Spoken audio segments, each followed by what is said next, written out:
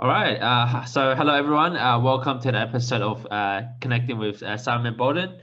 This is episode number 31, and my name is Sam. For those who haven't met me before, and I'm the founder of Connect with Confidence, and I'll be the interviewer interviewing Simon. So how have you been, Simon? Yeah, very good. Thanks, Sam. Yourself? Yeah, can't complain. How was your long weekend? What did you get up to? Oh, did a few things around the home.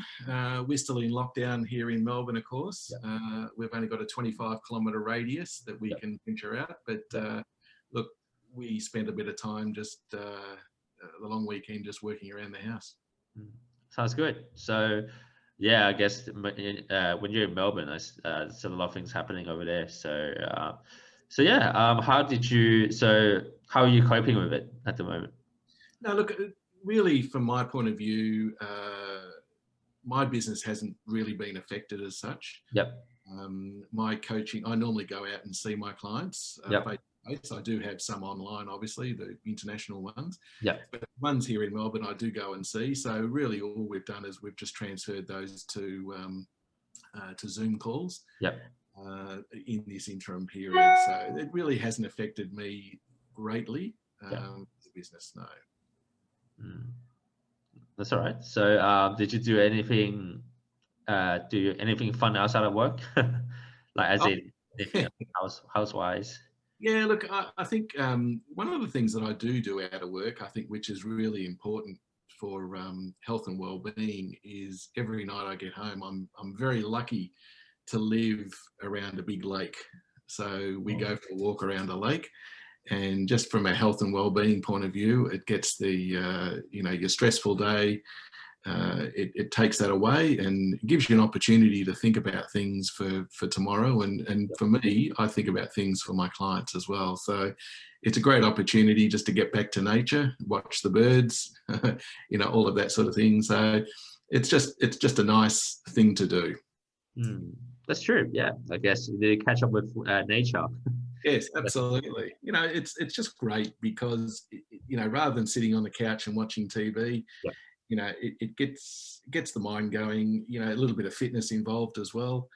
So we do about 3 or 4 laps, and we get a lot of enjoyment out of that. Sounds great. So so tell me a little bit about what your passions, what are your hobbies, what do you like to do outside of work? Outside of work, I'm an avid. I love visiting antique shops. So I know a lot of antique shops around the place. That's good. I'm also an avid coin collector. So I collect rare Australian coins. So I've got a fairly extensive collection I've built up over the years. I think it's been about 40 something years actually. Wow. I do have I do actually have a copy, or a real one, not a copy, but I do actually have Australia's most valuable coin. So wow. There's not too many of them around. That's very cool. Yeah. So that's what I do. It's just a hobby that I've had for many, many years. I also enjoy fly fishing. Getting into the streams and the rivers of Victoria and trout fish. So that's also a passion of mine as well when I get an opportunity. Sounds good. That's good. So I actually heard a lot about, like, it's on the news that the coin's worth a lot. I think yesterday I saw one, like there was a coin that was $1.5 million. That was like out of our mind. There's like how does that happen when you have like it's like a coin or something like that? No, that's just. Yeah, well, I think the coin that I have, which is actually a 1930 Australian penny. There was one sold at Sotheby's in New York back in 1999, and it was the first coin to ever reach in excess of $1 million. Wow. So mine's not worth that, but I do actually have one. They're quite valuable if you know what you're looking for. Yep, true. How about digital coins? Did you get any of those? No, I'm not. I must admit, I'm a bit still old school in regards to digital currency. So I've tended to steer clear of that. I think for me, it's property is more valuable. Something that you can actually go and kick. It's not.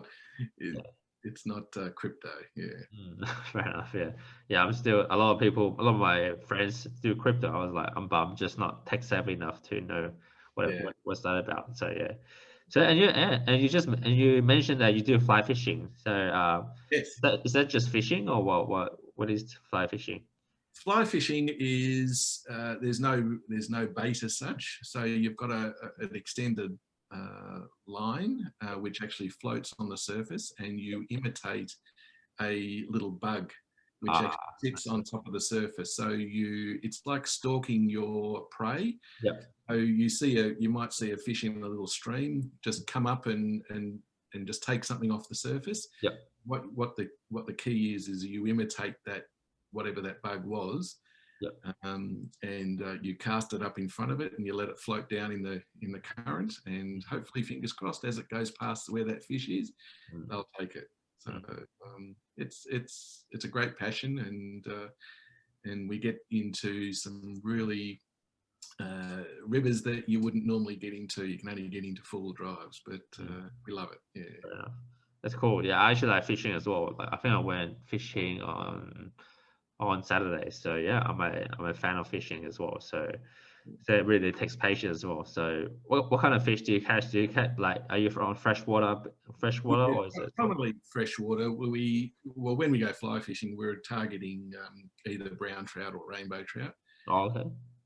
Yeah, so they're the two varieties that we catch. Mm. So it keeps us busy. Yeah. It's Put it good that way. eating, right? Do you catch it and cook it afterwards? Yeah, we might catch half a dozen. We put back a few. We only take what we want, Yeah. and we might keep a couple, and we take those home. And I've got a smoker actually that I put them into the smoker, Yeah. and it's absolutely amazing what comes out sort of about 10, 15 minutes later. Sounds great. Cool. Mm. All right, so that's great. So can you tell me a bit about what do you do for your work? As in, it says in your LinkedIn profile you're an international marketing business coach. Yes. Yeah. Can you tell me more a bit about that and what Yeah, you do? look, I've been a business marketing coach for many years now. Yeah, I came originally from a marketing graphic design background, yeah, yeah, but I've been a marketing coach now for 25 plus years, which in actual fact makes me a master coach. yeah. A master coach is a coach that has coached in excess of 10,000 hours. So Wow. what I do prominently, as distinct from just a business coach, I get into a business and I basically pull it apart, Yeah, work out what's working and what's not working, yeah, and I throw out what's not working and I replace it with strategies that do work and yeah, bring it back into the business. So as a result of that, I can pretty much guarantee a return on investment within a 3 to 6 month period, where we can even anything up to double the sales yeah. as a result. So that's what I do. I'm passionate. I'm passionate about the people that I help, and I'm passionate about the work that I do. Hmm. Yeah, That's good. I guess that's what's most important. Like go pursuing passion and just and actually go from there. So it's very cool. So what triggered you to start this business? Or yeah, look, a number of years ago, as I said, I came from a marketing yeah, graphic design background. yeah, I went through school. I then was lucky enough to get an internship in an advertising agency. I then started my own business and quickly realised that that the business owners didn't know anything about marketing. yeah, So they were actually really asking me so many questions as a result of what I was doing for them. So as distinct from just sitting there and saying, what do you need? And then telling me, oh, look, we need a brochure, we need this, we need that. I'd actually be querying them. Why do you need a brochure? Why do you need this? Why do you need that? So, and as a result, I finished up really coaching my clients at a very early age, or very early stage of my business. yeah, And so I employed people in my business to do all the work, but really I was coaching on the side. So that's really how I started. Mm. And I've enjoyed it ever since. So really, probably I've been in my own business now for 30 years, Yep. and I've been coaching for about 28 of those years. Wow. Yeah, Counting. Wow, that's very cool. yeah. Yeah, that's great. Nice. So yeah, this brings towards my second last question. So how do you build effective rapport with people? And yeah, how do you normally socialize with people? How do you build trust with people? What's the secret behind that?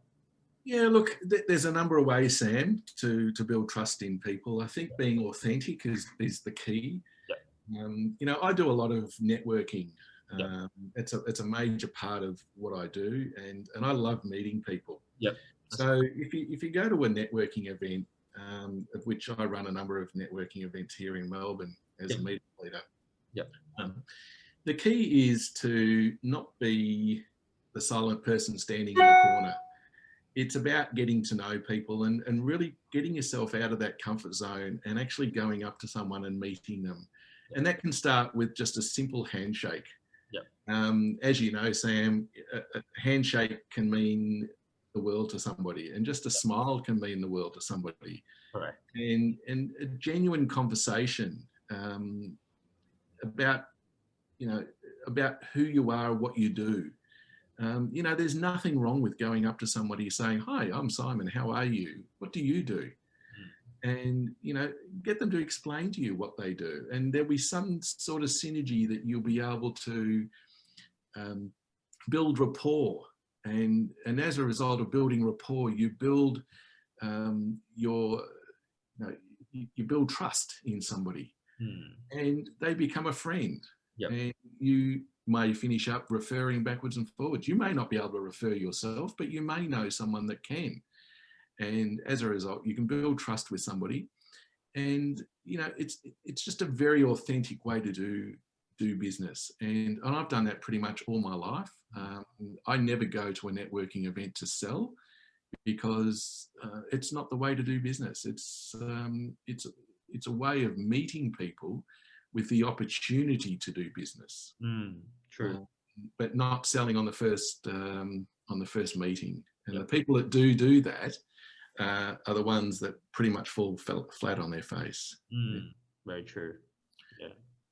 That's cool. Thanks for the advice. I guess they're all valuable tools, like how to be authentic, how to put a smile, how to do a handshake that speaks volume for itself. And yeah, that's cool. I like what you do. And yeah, I actually heard about you from Edward CR. So Yes. can you tell me a bit about how do you know Edward and why, and are you hosting networking meetings on behalf of Edward or?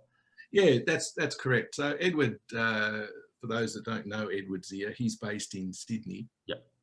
with his lovely wife Lassie, Yep. and they've created a big community, Yep. and I'm part of that community. Yep. And the community extends right across Australia and obviously international as well. So Yep. there's a number of us obviously down here in Melbourne. Yep. And as a result, we run the Melbourne meetups, Yep. with our sponsor Victory offices Yep. in Collins Street. So they've been absolutely terrific for us, and as a result, they give us space in their offices, Yep. and we've been running some meetup events once a month, and we normally get anywhere between 40 to 50 people. Oh, that's great. During these tough times at the moment. Obviously, when COVID leaves us at some stage, hopefully those numbers will grow. But we've got a great team, and we get together and we support each other, and that's the key, getting through not only just this pandemic but business as general. So yeah, That's cool. So did you mention how did you first meet Edward? yeah. Look, I was actually introduced to Edward. I used to be part of a different networking organisation, Yep. and I left that last year, Yep. the 30th of June last year, Yep. and so I was looking for an alternative, and I knew someone over in Perth who I was introduced to, who was part of the community, and her name was Rena Striel, and I spoke to her in depth, probably numerous times actually. and she obviously then put me on to a person here in Melbourne, Adrian Lee, who I've got to know extremely well, and he's become a very close friend of mine. Yeah.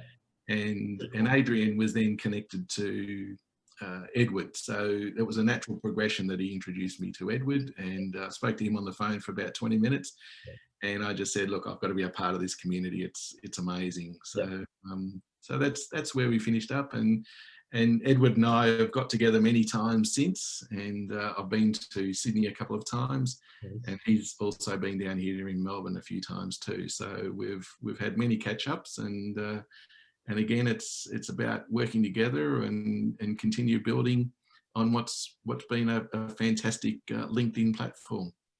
Yeah, sounds good. I guess it's a small world when you meet people that you work with. So yeah, absolutely. And that's what it's all about. It's about building a network of people. And over, as you can imagine, over the 25 years or 30 years that I've been in business, Yep. I've built an extensive network of people across not only just Melbourne, predominantly Melbourne, of course, but it's now interstate. So there's always that opportunity to put somebody in touch with someone that they can work with. So it's a good opportunity to be able to refer. That's true. And do you believe and do you believe that your network equals your net worth? Oh, absolutely. Yeah, absolutely. You surround yourself with like-minded people that continue lifting you up. Yep. And that pays absolute dividends. So I wouldn't be where I am today if it wasn't for my network around me and the supportive nature of that network as well. So it's been terrific, and in many ways those people have been extremely supportive. Yeah. Wow, that's very cool. Yeah. So that's great. So yeah, the last question is before we wrap up is, how do you find out more about you? What's your website? Are you on social media? And yes, well, you can certainly find me on LinkedIn. I'm very active on LinkedIn, so just under my name, Simon Bowden. Yep. You can certainly locate me. I'm the business marketing coach. Yep. And also you can find my website at www.simonbowden.com.au. Very easy. Sounds good. No worries then. Well, yeah, thanks for joining this interview. I had a good time with you. And for the viewers, please connect with Simon Bowden. He's a very great guy. And yeah, like if you want to connect with him via social media, LinkedIn, Facebook. You know it. And yeah, that's pretty much it. Simon, you have any questions so far? No, look, I think it's been terrific, and I think for your viewers out there, get out there and get yourself known and connect with other people, yeah. and you will watch your, as you say, Sam, your net worth will grow. Yeah, I totally agree. I think that's a great analogy. Yeah, true that. All right. Well, it's been good interviewing you, and yeah, that's all for today. And yeah, I hope you have a good one. Yep. All the best. All right. Have a good one, Simon.